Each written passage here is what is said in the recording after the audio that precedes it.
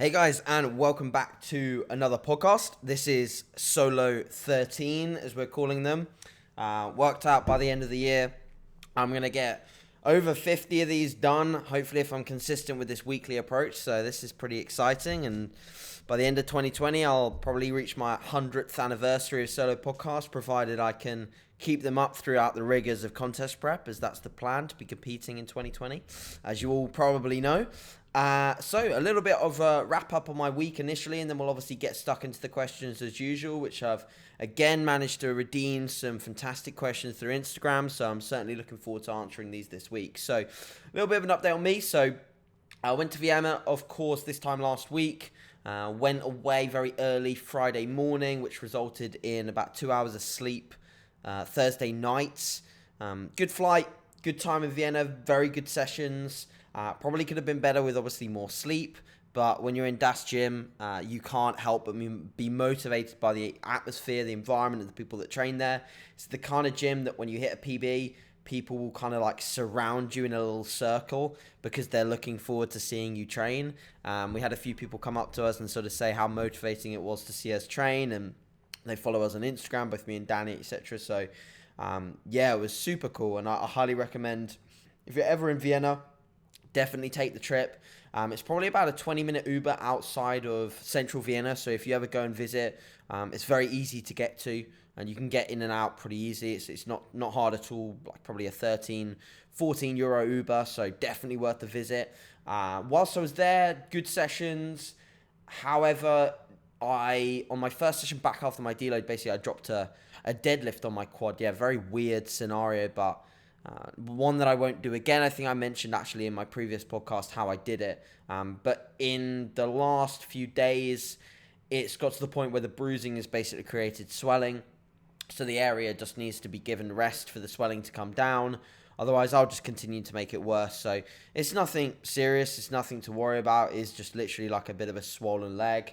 The main majority of the bruising is coming out. It's not really painful at all. It's just irritating, and it means that I can't really deadlift or RDL, because if the bar comes down my legs, travels down my legs, and it touches the area and it like snags onto the little area of swelling and inflammation, that will literally like hurt so much, because touching the area isn't fantastic. But I imagine the swelling will be down hopefully over the coming days, but we'll see. Again, like, this is just one of these things that happens, and I must be honest in the sense that I get very, very frustrated, and unfortunately Danny firsthand knows how frustrated I get.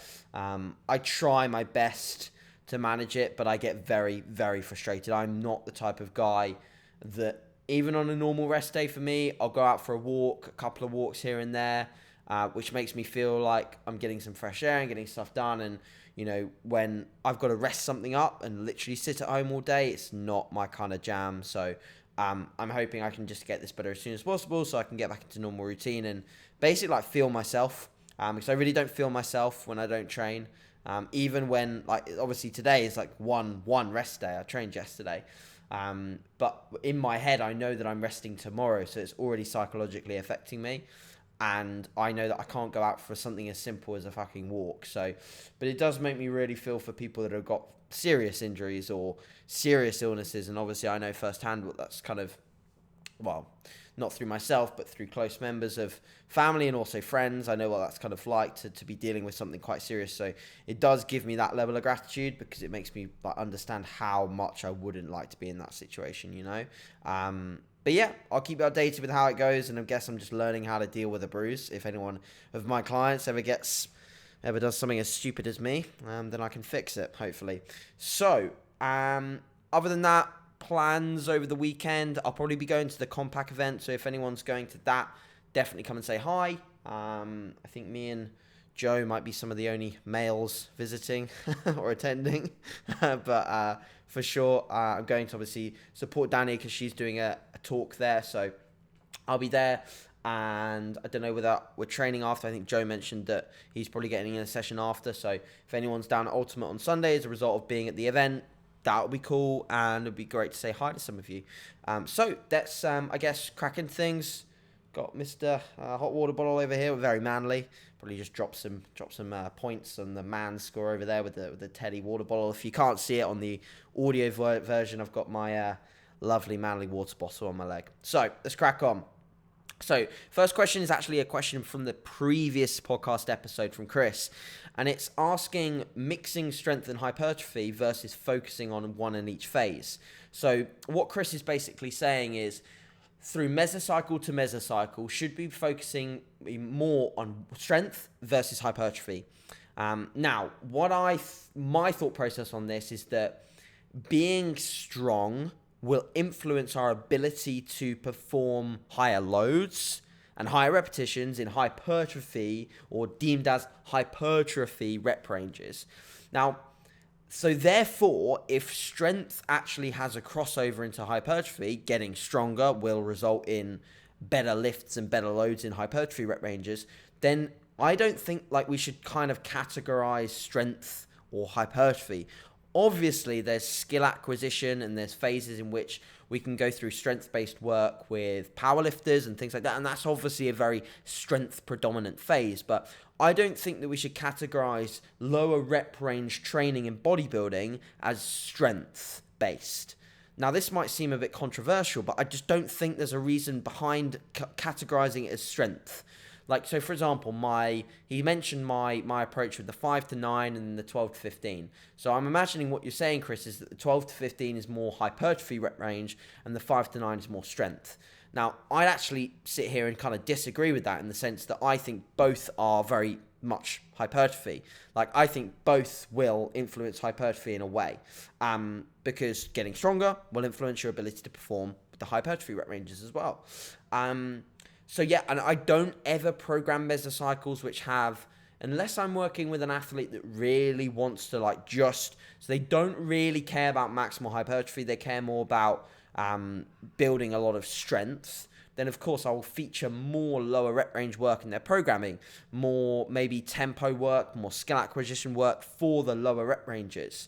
But most of my clients don't want that, so in that sense they will just do both low rep range and high rep range. I think both provide equal benefit. Now, very anecdotal here, Chris, but I have seen amongst clients and amongst myself, people who get very strong in low rep ranges have more density. They just look more dense.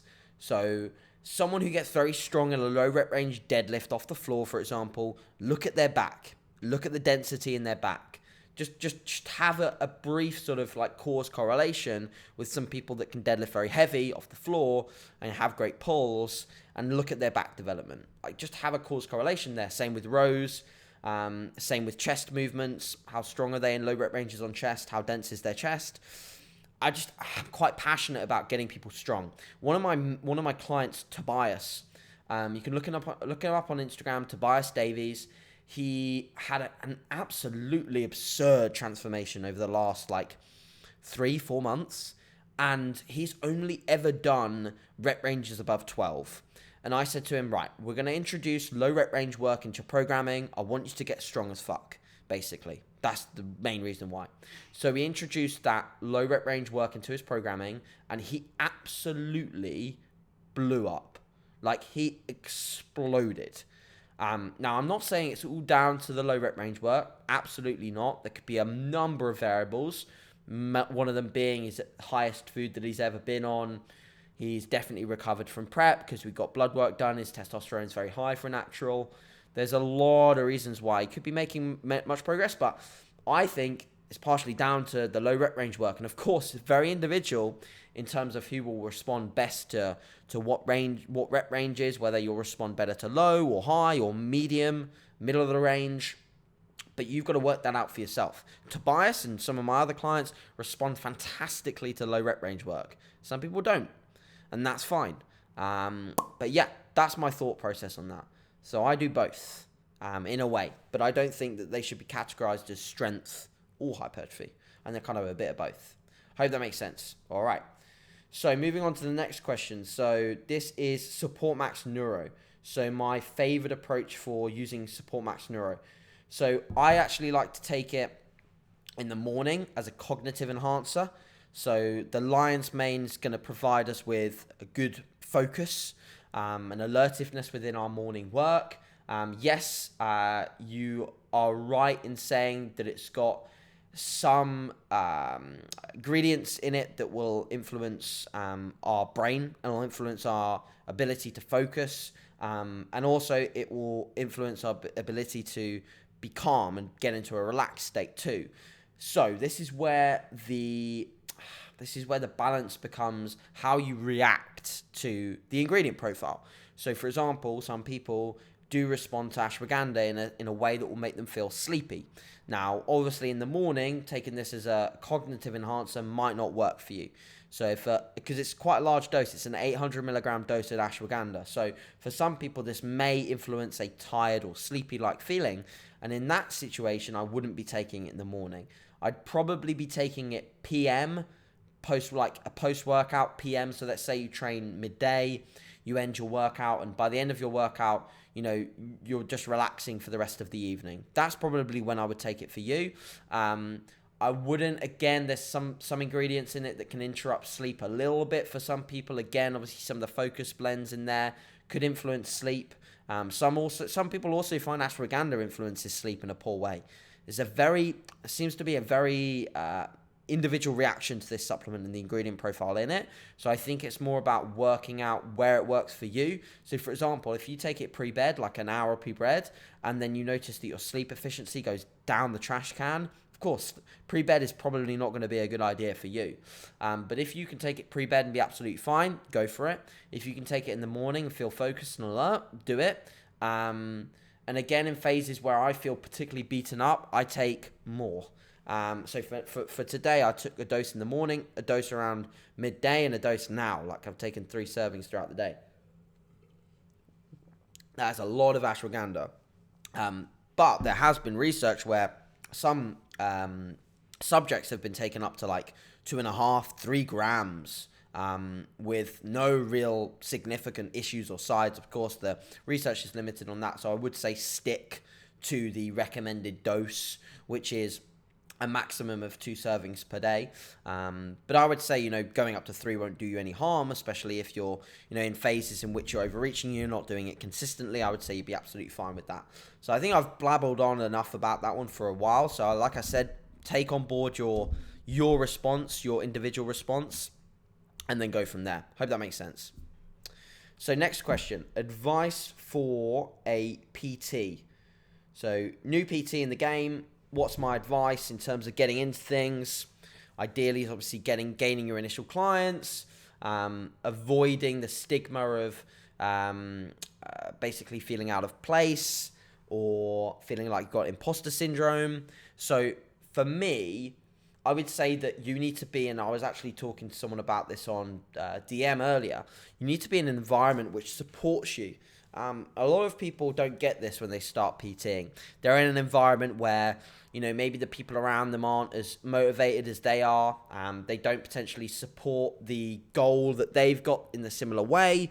They don't train clients in a similar way. And this can be like very, very frustrating for a new PT, especially someone like you who probably, listens to my podcasts and has probably got, a fair whack of knowledge as a result of furthering your own education online, which a lot of these other PTs are potentially not doing. And this can be frustrating. So I'd say your environment is a really big key factor. Make sure you're in a position where you've got supportive people in your corner. So whether that's, other PTs that work at the same PT studio, or it's, people online that are supporting you, that that you're not in you're in a stopgap basically, so you can get into something that you enjoy a little bit more in the future.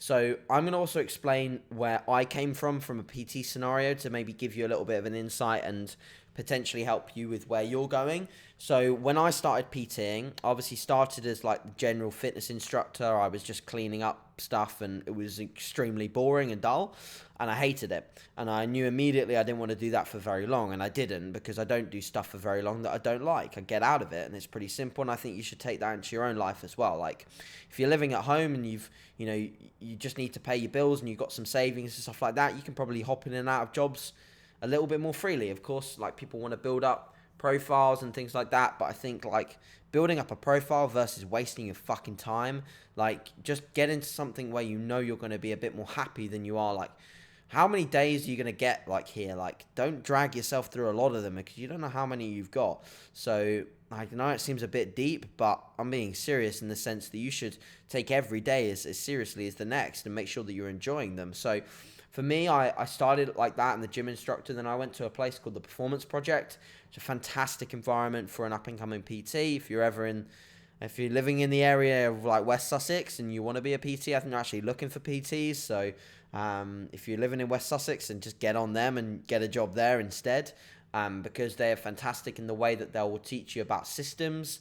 They'll teach you about how to communicate and coach clients, and just a general support and environment for me in a growth aspect was perfect, because I learned from the guys that ran the Performance Project what work ethic meant. You know, what their business meant to them. You know, initially it was set up by 3 people. Now it's just owned by, I believe, one guy, Jerome, who I watched that guy put in hours. Like, I mean hours. Like, he was there very early in the morning, 5 a.m. He would leave at like, you know, sometimes as late as midnight, because he had shit to do and he loved what he did.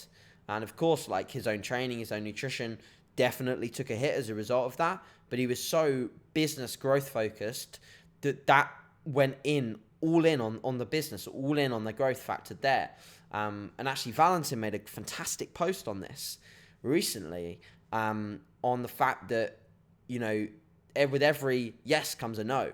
So with Jerome saying yes to business growth and going all in on the Performance Project, he said no to his own physique and training and nutrition a little bit, which like is fine in that instance, because he made that business into what it is today because of all the work that he put in. So like, you know, sometimes I've even done that with my own business and my own time. Like today I've sat at the laptop for the entire day doing work. And that's because I can. That's because I've said no to training because I need to rest anyway. But if I wanted to put my business first and I wanted to put my physique on the back burner, I could easily take on board probably another 10 clients and just literally sit all day at the laptop and doing work, and try and grow my business and grow my profile through that. I could do that. It's why, you know, now I'm saying, you know, and this is off on a tangent again, but it could help some people. I'm saying yes to recording this podcast fairly late in the evening, but I'm also saying maybe no to having some chill out time. And this is the thing. It's a balance. Like for a new PT to take some gold dust from this, I would say that make sure that whatever you're saying yes to is moving you forwards as a personal trainer.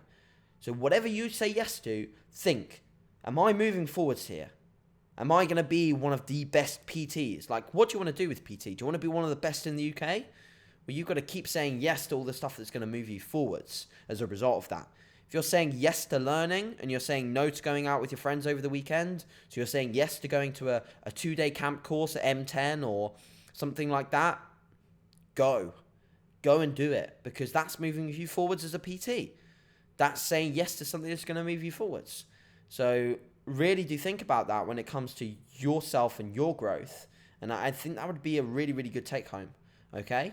So I'm going to answer this next question. I mean, it's a silly question, but I'm going to answer it because I think that, I don't know, maybe he actually wanted an answer. Fuck knows, but we'll see. So he actually asked, does masturbation actually influence or change your flick the switch between sympathetic and a parasympathetic state? So I would say that it's probably not going to get you into a parasympathetic state. That's for sure. I think if anything, masturbation will probably elevate sympathetic activity, but I'm not too sure. I think you'd be in a very sympathetic dominant environment if you were to masturbate all day. Let's say that. Because you're increasing heart rate, you're increasing adrenaline, which are all things that are going to get you into a sympathetic dominant state. So I say, yeah, don't be doing that at post-workout. Not ideal. You know, eat your post-workout meal, chill out, and then maybe think about that later on. So I hope that answers your question in full. Jesus. Then I actually got a good question. So the next question from this guy was, does the RDL replace the conventional deadlift? Good question. So for some people it does. It really does.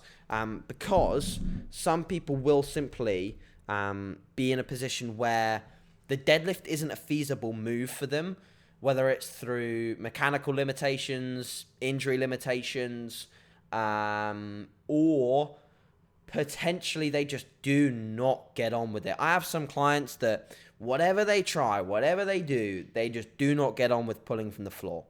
Whether it's like the next day, I have some clients that say, mate, I cannot like do anything. I am just beaten up. And funnily enough, these are the clients that are usually very, very strong at pulling. Now, there's some genetic freaks out there. Keefe is one of them, who can just seem to just keep pulling PBs left, right, and center. And somehow that kid's CNS is still alive. But if I was that strong as him, and I don't know, I think I would be battered to the point where my training sessions would be affected. This is where genetically the ability for your central nervous system to start recovering is actually, there is some genetic influence on that. I'm 100% sure. Obviously, a lot of it is environment-based, but you do see people have a propensity to handle extremely large volume loads and bucket loads of volume on specific body parts, or even bucket loads of very systemically fatiguing stuff. And it's very interesting to see how clients just respond differently to very systemically loading exercises. So for example, or very systemically taxing, should I say, back squats, deadlifts. Some people just get wrecked by them. One of my clients, actually, in the previous and past clients, Andrew Rogers, he actually could RDL, rack pull, back squat, and I think dumbbell RDL as well, all in 1 week. The amount of axial loading there is just a massive amount, but he could handle it and he could still recover and progress. Some people, you put in one RDL variation and they're fucking screwed for the rest of the week. And that's not just through lower back injuries or anything like that. It's literally down to just brutal fatigue, brutal systemic fatigue. So it's very interesting to see how people respond. Now, for you, I would look at your development as well. So if we're really looking to so say your hamstrings are very, very weak, very, very weak.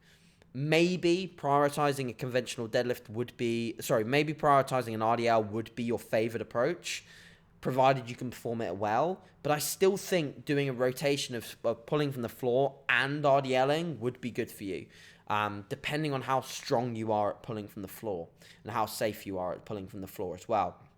So I think this is very individual dependent. I think that a combination of the two, where you are safe and you can pull effectively from the floor, is good. I don't think that they fully replace the conventional deadlift all the time, and that's my thoughts. I hope that makes sense. All right.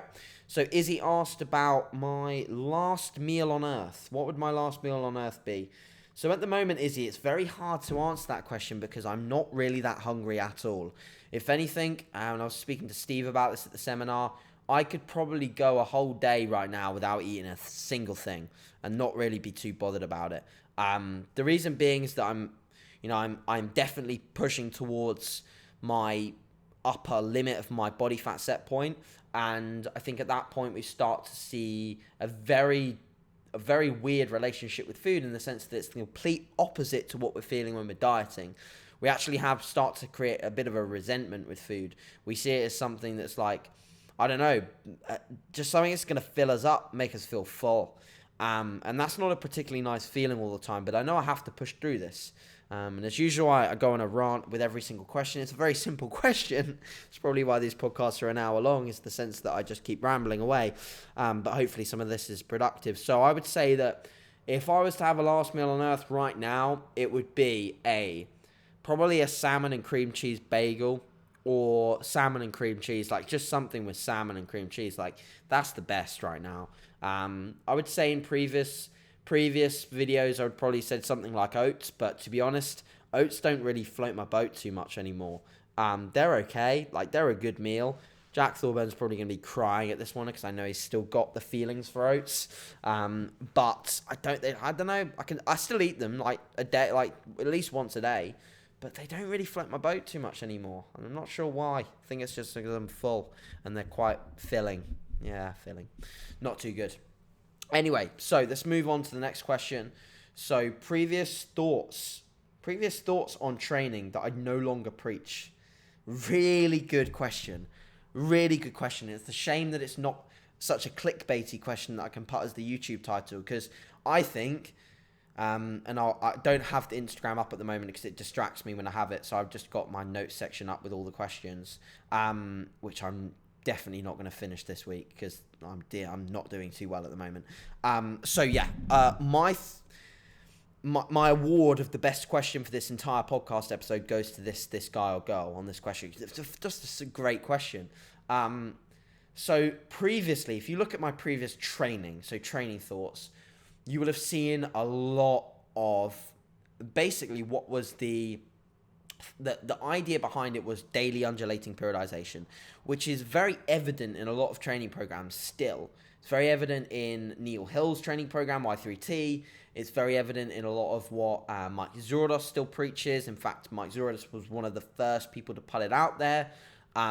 But it's been present in a lot of training programs since day one, basically. It's undulating your rep ranges, and then following that with potentially undulating your volume and intensity, okay? But mainly throughout the microcycle, so the week of training, it's undulating of rep ranges. So I would do, for example, on my back squats, and Jack Piad will know this off by heart because he used to see me do it every single week. I would undulate in this format. I would have 3 days. So across a 3-day rotation, I would undulate a 5x4, a 3x9, or a 3x10, and a 4x6. And I'd undulate through those cycles. And every single week, my goal would be primarily to add load. This approach is great for someone who's at that lower end, so intermediate level of strength, because you can still add load. But what it led to for me is quite a lot of fucking injuries. Because when I developed the ability to train hard, and this is why it's not a principle that I preach anymore, when I developed the ability to train hard, and this is why I don't program, like you'll look at my training programs and you'll see some people doing top sets, you'll see top and back offs. You'll see some people doing like 3 sets of 8 to 10, even 4 sets of 8 to 10 with some people, because some people aren't at that threshold of being able to train that hard, or they're at lower training frequencies. So for me at that point, I hadn't quite developed the ability to train as hard as I do today. So that was why I did it. But also, I think that I was blind to the sense that I wanted to be the best of both worlds. And that's kind of it answering one of someone else's question in terms of combining bodybuilding and powerlifting, because I don't think you can. You can't be the best of both worlds. When I learned to train hard and I was doing a 5x4, you can imagine the state of fucked up I was by the end of that 5x4. Because me trying to hold reps in the tank on a 5x4 did not go well. Did not go well at all.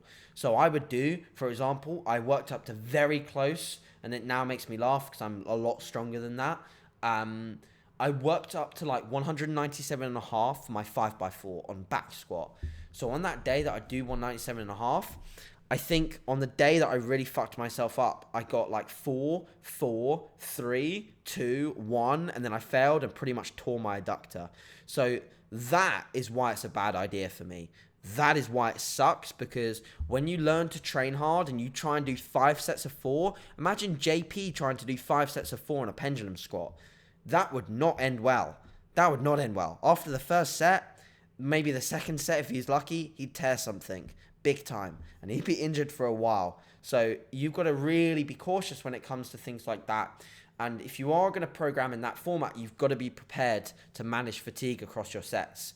You can't literally look at, like, when you train super duper hard, intensity is high, you have got to really manage volume. And that again answers probably one of the other questions, which was another volume-based question. In terms of just managing those key variables, you've really got to look at how hard can you train, or how hard do you want to train? You know, a lot of people will follow the approach of titrating your intensity up over the course of a block and adding sets as you get and accruing volume and titrating volume across the course of a block. I'm fine with that approach. But personally, I don't think that that's my favored way to train, and in my opinion, looking at how some of the best physiques have been built already, looking at pure anecdotal evidence, no case study, no research studies, but looking at pure anecdotal evidence, the best physiques have not yet been built on that style of training. There is some great people that are training that format though. Namely Jared Feather, who's looking fantastic at the moment. He's made amazing progress on that kind of training. And of course, that's worked well for him. And of course, he will heavily preach that that's a great way to train. And of course, there is plenty of research to suggest that that's a fantastic way to train. But it's not a way of training that I preach at the moment, purely because I don't think there's a lot of people that would like to train in that format of essential. I think it's a very skilled approach to train as well, because you've got to have the ability to hold back. You know, you can't go to fail in week 1 of your meso. If you do, you've really fucked your block up big time. You can't go to fail. You got to start off at that 3 RIR, 4 RIR, and work up and titrate up your volume, and follow that up, titrating your intensity to working to an overreaching phase and then deload again. That's the whole goal and emphasis behind working up your volume and titrating your intensity. So, yeah, I mean, wow, I've again gone off on a tangent, but previous thoughts on training is that kind of balancing powerlifting and bodybuilding, not key, doesn't work for many people. What else have I changed? I think my attachment to some exercises has maybe lost itself a little bit. I'm still pretty stubborn when it comes to exercise selection and what I want to do. But for example, on a specific day, if something doesn't really feel too right and I know that I'm going to get injured or hurt, I will probably leave it out. And I'm getting a little bit more sensible on that front. I mean, I'm still absolutely stupid and very retarded when it comes to doing a lot of stubborn, stupid stuff. But I think most people are. I think even if you look at, people that are very, very knowledgeable, very, very ahead of the game, they will still do stuff that they regret and like don't want to do again. Even JP said at his seminar, he said he'd never really pull off the floor again because it was so systemically taxing for him. And he did it, and then he felt like dog shit the next day, and he was in bed all day, like ridden, like bedridden. So like people like that still do stupid stuff because we're pushing ourselves, I also think that my previous approach when it comes to isolation body parts is different. So I wouldn't take it anywhere near as seriously as I do now. So I'd rush through my isolations. I treat a leg extension as simply a 3x10 or a 4x10, get some volume in and leave the gym. Whereas now, I'm treating my leg extensions as just the same way. I'm treating my side laterals just the same way as anything else. Side raises, I'm treating them all the same way. Because I know that the intensity, the accuracy that I bring to those movements is so important. So important for building my physique, especially when it comes to my awful arms. Like, how the hell did I think that I was going to get away with just doing a couple of sets of cable curls and tricep pushdowns? How the hell did I think I was going to do that and grow bigger arms? I didn't. They still suck. So how am I going to improve them? By not doing that. By not rushing into my arm-based movements. And it's what I tell my clients every single week. I'm like, are you rushing any of these movements? And they'll say, yes, I'm rushing my arm movements. I'm like, well, yeah, that's why your arms still are awful. That's why they need to improve. I'm very honest when it comes to that. I have to be honest. Because those are the things that we need to nail down. So yeah, that's my thought process on that. So next up is diet break approach. So how would I take a diet break? How would I give a client diet break? When would I do it? I was actually talking to one of my clients about this quite recently. Connor, who's quite lean at this present moment in time. One of my other clients, Simon, who's quite a far way out from his first show. Both thinking about when we're going to pull the plug on a diet break. And the thing is, a lot of the time, and I actually asked this question at the JP seminar as well. A lot of the time, you don't get the time for a diet break. You really don't. And to be honest, if your start point was good, if your start point was fantastic, you probably won't need a diet break. Because you'll probably be able to get it all off in one run with a decent rate of loss, like a nice, sensible rate of loss. You won't need a diet break. Because if you've started at a nice body composition, you've spent time maintaining that body composition for a little bit, you probably won't need to run many diet breaks. But diet breaks are beneficial, for sure. If you can fit them in, You can remove dietary fatigue throughout the midst of a contest prep, which is obviously very, very fatiguing from a dietary perspective and a stress perspective. You will be onto a winner there, because you will also spend time knowing what your physique looks like with increased food. So, for example, one of my clients, Ash, is actually in a 1 month phase of maintenance calories, or at least we were trying to gauge where maintenance was. We're trying to remove diet fatigue. We pulled down cardio. We kept steps the same at 10,000 a day, so very nice and easily. But we added in initially 400 calories. 400 calories. And every single week, we've gone up by another 200. Okay, so we've closed the gap on the deficit pretty quickly. So the deficit was only losing a pound a week. We added in 400 calories, added in another 200, another 200, another 200. Now we're up by 800 calories. We're almost up by 1,000 calories. We will be by next week. And his body weight has continued to drop. Now, why has that happened? We've removed dietary stress. It's a real thing. And it's why some people, when you diet them too hard, they develop this awful, shitty, watery look. And they look stringy, they look like soft, and they look awful. And you're like, why the hell has this happened? I'm actually pulling back calories, I'm pushing them harder, than they're looking shitter. This is where you need a diet break. This is where the stress response to dieting is high. Saw this in one of my clients, Noah. So Noah was very, very lean, pushing very, very hard. And I had to raise his food because we're at a point where the stresses of dieting were extremely high, partially combined by his habits, some of his habits throughout the day, but also the fact that he was accruing 25,000 steps per day. That's a chronic stress. Being on your feet for that proportion of the day is extremely stressful. You never get to sit down. You never get to put your feet up at all. It's creating chronic stress. Create a chronic stress environment. Good luck losing fat. Good luck actually looking good, because your body's going to start to say, fuck you. Create cortisol response, see water retention all over the place, and just be in a position where you're going to look like trash. So yeah, like diet breaks, absolutely, like very beneficial. I think that can be implemented in a lot of people. And what I would do in terms of how I would do it is I would raise to a predicted maintenance and then add in from there. So for example, Ash, I explained it. Added in an initial 400 calories from carbohydrates, no change to fats, no change to proteins. We then monitored weight in the initial week. He lost a pound. I added in another 200 calories purely from carbs. Then monitored his weight. We went down another pound. More dietary fatigue, more stresses coming away. We added in another 50 carb. There we are at, again, another half a pound down. So we're just continuing to add in food as a response. Now, there is a point at which you're like, if this was Ash and I really needed to get some diet fatigue off, I'd probably start going a bit more aggressive, and we may start adding in some fats also. Especially if carbohydrates, like now for him, they're at 550 per day, or 500 per day. So at that point, we might start adding in some dietary fats, just again to not only aid digestion, from the perspective of just like trying to get in bucket loads of carbohydrates. Fats themselves are going to slow digestion from the perspective of sort of like creating not too much food volume in the gut is what I'm trying to get at there. So I might add them, but then again, like you can look at adding even protein. Like protein can create a thermic response.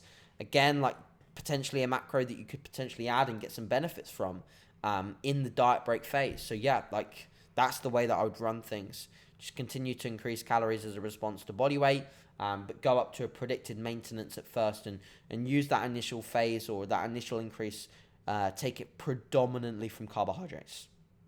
Cool. So Alex asks about clients competing against other clients. What's my opinion on that? Whether clients should compete against other clients, whether I've had it before, what's my opinion? So when clients compete against other clients, I had 4 juniors, all at the British finals. I had 3 juniors in one UK DFBA show, which was kind of a mistake, unfortunately. Just so happened it was the final qualifier, so they all just bumped into each other. It was what it was. My opinions are that if everyone's equal in my head, everyone is equal. I treat every single client the same, regardless of whether they're a close friend, a client that's been with me for 2 years, that's been with me for 6 months. I treat them all the same. So I want them to all win, in all honesty. But in the essence of whether it's optimal to have clients competing against other clients, I'd say it's not.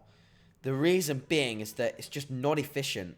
If you want clients to qualify for like all the finals, etc., and make sure that they're all in the right place to be able to do that, and also making sure that their peak weeks are all worked out and favorable, I don't think that having clients competing all in similar shows is a good plan, to be fair. I think that it's going to cause more issues than it's worth for most coaches. So if you can disperse your clients across different shows, I think that's more favorable. It also saves hassle if people start saying, oh, well, he got this wrong, and he did this on purpose because he wanted this to win. Like you're in the shit when that happens. Like you really are. Luckily that didn't happen because a lot of my clients, well, all of my clients have a lot of trust in me. So I think that they understand that I'm not going to ever let that happen and that I'll treat them all equally. But I would say that it's very, very viable for a coach to just be pretty careful when it comes to like getting clients doing similar or the same shows. I've like, for example, like Jack Piad mentioned it quite a lot in 17 when we were both prepping, and he then stopped prepping halfway through because he wasn't happy and then competed in 18. He mentioned a few times about competing against each other, and he was like, it would be really cool, it'd be a great idea. And I was always on the fence. And he could probably tell, to be honest, that I wasn't that happy about it happening. And I really wasn't. I didn't like the idea because for me, I didn't want to beat him. I don't know how to say that, to be honest, because I want to beat everyone. Of course I want to beat Jack. He's a competitor. But I treat him as a friend, and like I knew that he wanted to win just as bad as I did. So if I had to compete against him, it'd be very hard because in my head, I wouldn't want to see him lose. You know what I mean? Like when I saw him compete in 18, I didn't want to see him lose.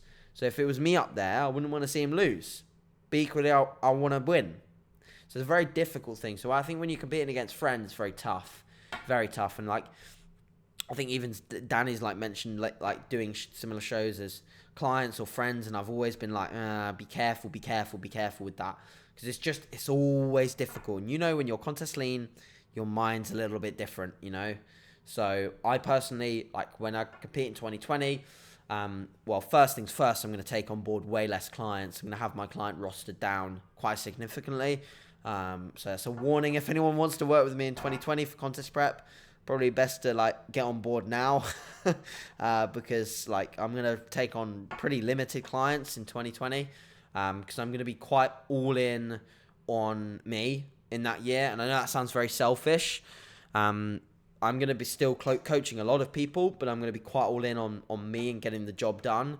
So, and I'm also not going to compete at the same show as any clients that are doing my class, for sure. I'll quite happily compete at a show with clients that are doing different classes, but I won't be competing against anyone in my class, that's for sure, because I just don't want the complications of whether I did something to fuck their peak week up or any of that. I just don't want it. Don't want to hear it. But I've done that before. I competed with Big Luke, who's prepping this year, actually, I think. He will do very well. If he comes in conditioned, like he should do, he will do very well. If the hamstrings are improved, he'll do very well. But I competed against him, both the BNBF Midlands and the BNBF Finals. Sorry, not against him.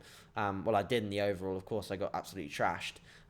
But I did juniors, he did heavyweights. And that worked out pretty fucking well because we both won our classes and we were both in the overall. So it was me, Luke, and Vicky, who I was doing the podcast with at the time, all in the overall. That was one of the best days of my life. I've also done that with Marcus. We did a similar MPA show together. We both won our classes and we both were in the overall. Amazing. Like two of the best bodybuilding experiences I've ever had in my entire life as a result of competing in the same show as my clients. So same class, no. Friends, in the same class, no. Friends at the same show, yes. Yeah. Hope that makes sense. Next question, a bit of a jokey one. How many salmon cream cheese sushi rolls can I eat? So story time, me and Connor, who is Natty Giant on Instagram. If you haven't followed him already, give him a follow. We went out for sushi after legs last week. Really good leg session. That was like a couple of days after fucking up my leg. So I thought that it was absolutely fine to train legs on it. Maybe not the best of ideas, but it didn't really hurt. And it was a good leg session, so it went well. And then we went out for sushi after, and we did like, I think 4 or 5 rounds of all you can eat sushi. And on every round, we got the salmon cream cheese roll. And like the first round it came and we were like, this is so good. We were like chewing, like, we were like looking at each other. This is the best roll ever. Thanks for the recommendation, Christian. So good. Ordered it the second time. Again, really nice. Very good roll. Really high quality salmon. Third time, this is getting a bit much. Like the cream cheese was starting to sit in the gut, starting to get some sort of irritable bowel symptoms. Then the fourth round came and we made the mistake of ordering them again, of course, with the no wastage policy. We were in a really poor position with regards to finishing the rolls. And yeah, I mean, halfway through those rolls, I was like very close to being quite ill because the amount of cream cheese that we were consuming was high and the intolerance was building up. And yeah, we looked at each other. We were crying with laughter because it was just quite a horrendous yet very, very pleasurable experience. So yeah, I don't recommend ordering 4 rounds of salmon cream cheese rolls if you ever go to Kyoto Sushi in Birmingham, because you will be probably very close to being sick. But they are very nice rolls, just in a smaller dose than I think we must have had, like 20 rolls at least. Oh, Jesus, lots. But at least we were fueled up from that leg session. It was good. So Joe, you ask... Very much looking forward to our session on Saturday as well. Me, Joe, and Michelle are all training together. We're training pull. So by that point, my leg will be fine for that. Well, it was fine for pull anyway, but regardless, I'm very much looking forward to that. We'll try and get some recorded, or at least on my story and things like that. So should be good. So do I have any motivational books that I read? Do I read books at all? So one of the books that I read that I guess was kind of motivational was Gary Vee's book. Now, this was a book that I read when I was initially like in PT, I think, when I read it. I really like the way that Gary Vee speaks, and I can like hear his voice and the way that he says stuff through his books. I've actually forgotten the actual name of the book itself. I know the book itself. It's called... I think it's called Jab, Jab, Jab, Right Hook. I'm pretty sure that's the name.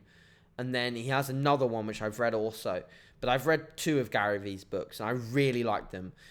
Are they motivational? I'm not too sure. Are they business related? Yes, heavily. I really do like them.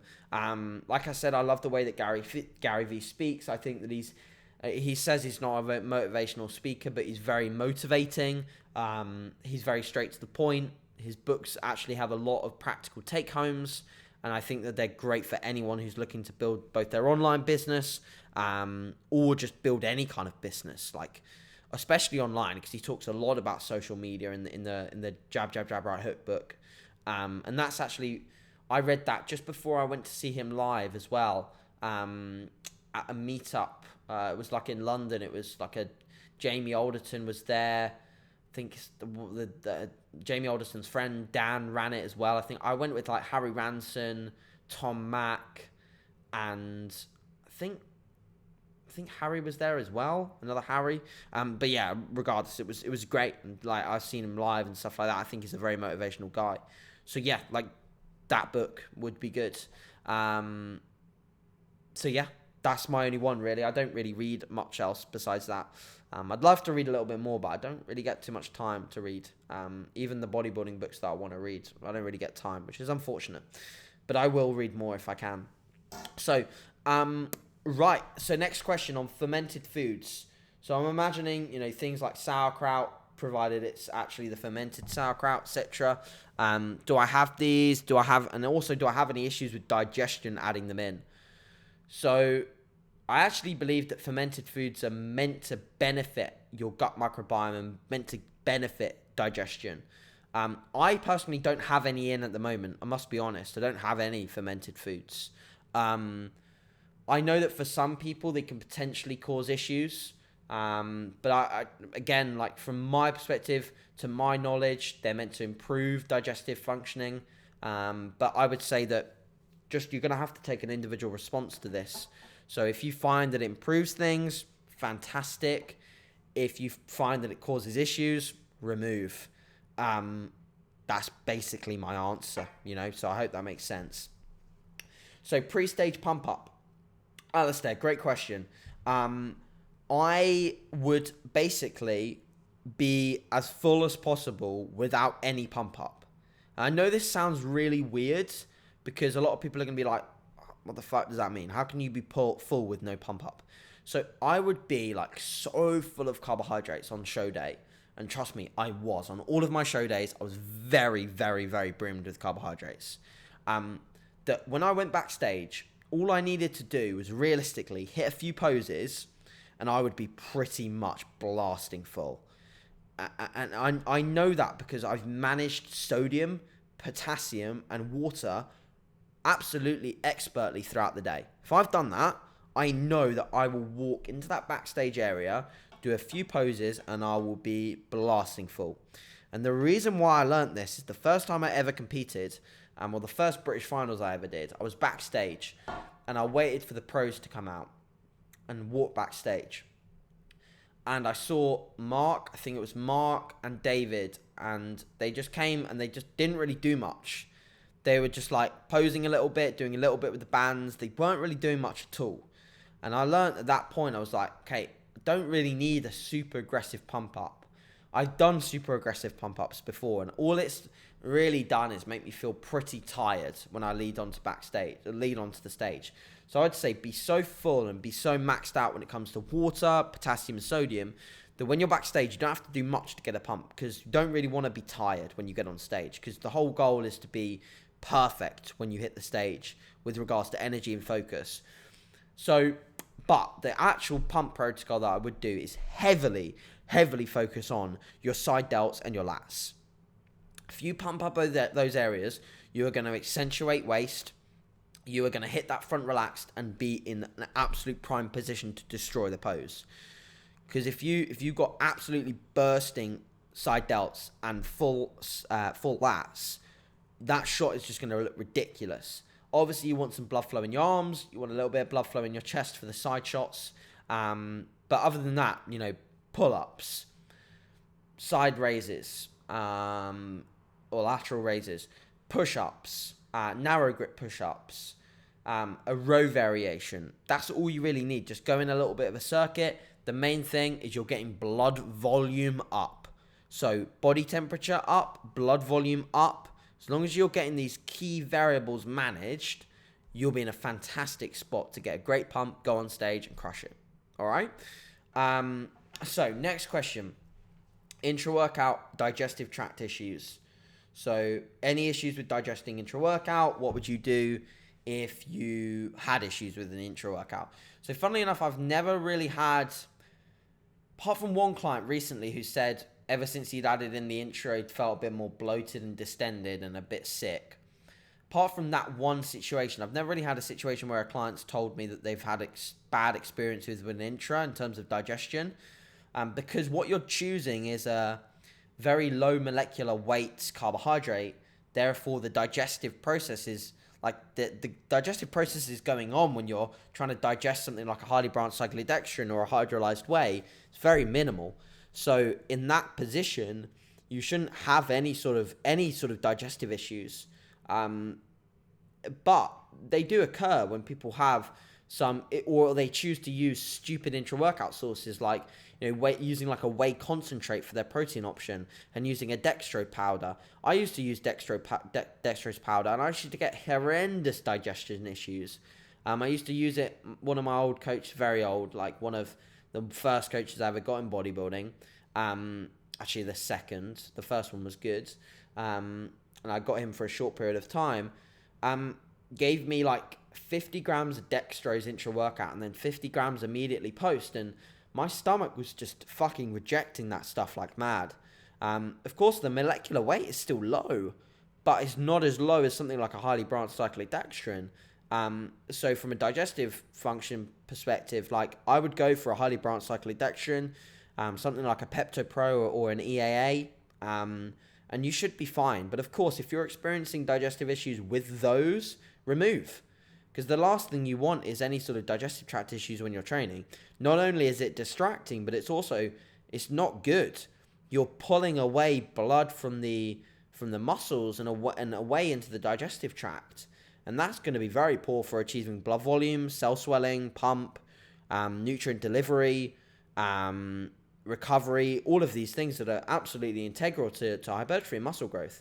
So definitely be aware of that. Be analytical about your intra and whether it's something that you're digesting well. So for sure, like definitely remove it if it's not going well. The next question was combining powerlifting and bodybuilding. I kind of answered that above, so I'm going to leave that one out. Then the next question was actually on volume. Again, I've answered this quite a lot of times, so I'm going to leave that one. I'm going to take the video editing question. So people are asking what video editing I use. So it's a very simple answer. I just use iMovie. So that's it. Very simple. I've downloaded Final Cut Pro before and I was just very confused by it. So I don't use that. So the next question, all lifts are rising except my bench. What should I do? So if all lifts are rising but your bench, how long have you been benching for? So if you say 1 month, not long enough to see progression. If you say 2 months, again, maybe stick with it for a little longer. If you say 3 months and above, then I would start to look to rotate the exercise. Also, I'd look at your position from a caloric standpoint. Are you in a surplus? Are you dieting? If you're dieting and your bench isn't going up, no shit, dude. Like, your bench will not go up when you diet. Unless you're coming from a very, very high body fat percentage and you're potentially just actually improving your bench on the way down, which could be possible if you're dieting from a high enough body fat. But most of the time, you're going to see an actual regression in your bench press as you diet down. Think about it. You're losing body fat off your upper back, off your glutes, and that will influence the range of motion. You'll actually be moving the bar more because there's less of you behind or between the pad and then your chest. There's less of you. So the range is greater. Obviously, it's not a huge amount, but it's greater. So your stability and your range your stability will go down, your range will increase. Poor situation for retaining a lift, right? So in that situation, that's where a machine-based movement will actually kind of be a bit more favorable on the bench press because your stability will be intact.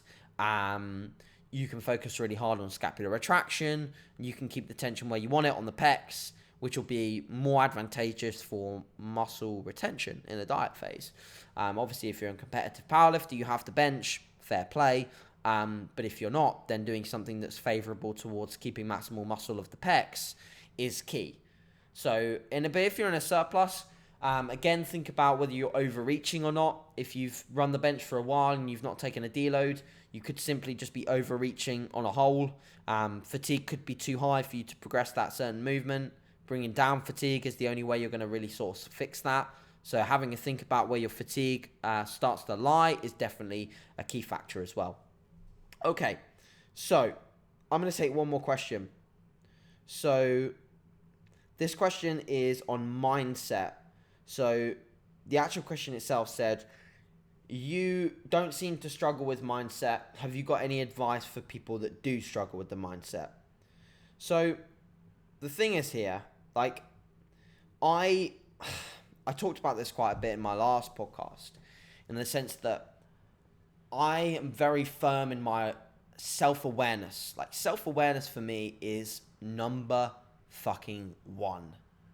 If you are not self-aware of what you want and how you're going to get it, your mindset is going to be affected in a negative manner.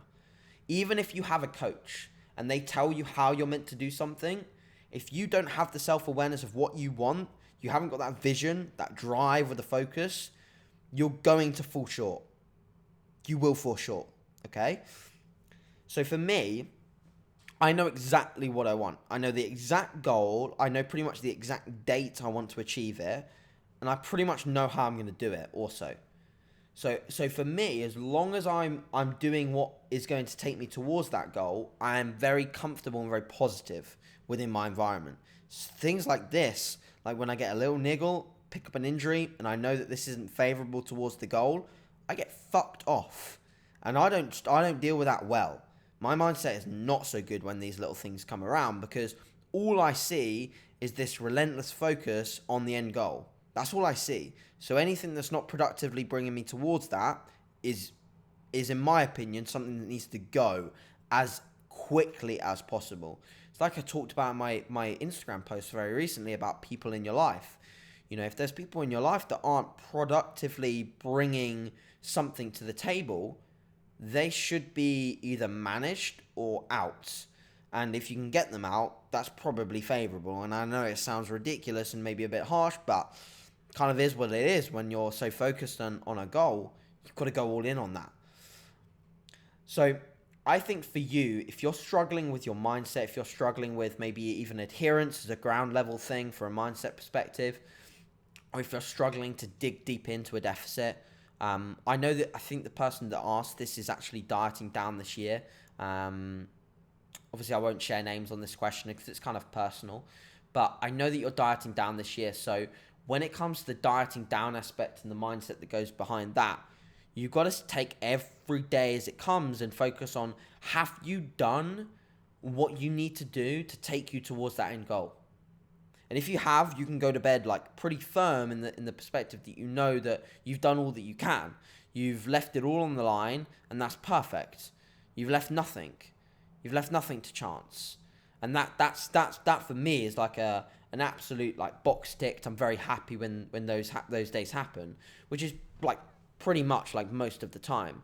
So yeah, that's what I would say on that front. I'm going to leave this here because my disk space is almost full and I do not want to lose this episode. So thanks very much for watching, guys. As usual, share on your Instagram if you can. I really appreciate you guys listening. Again, just like any further questions or responses to this video and this podcast, let me know. Really appreciate the support, and I'll chat to you guys very soon. Thanks again. See you later.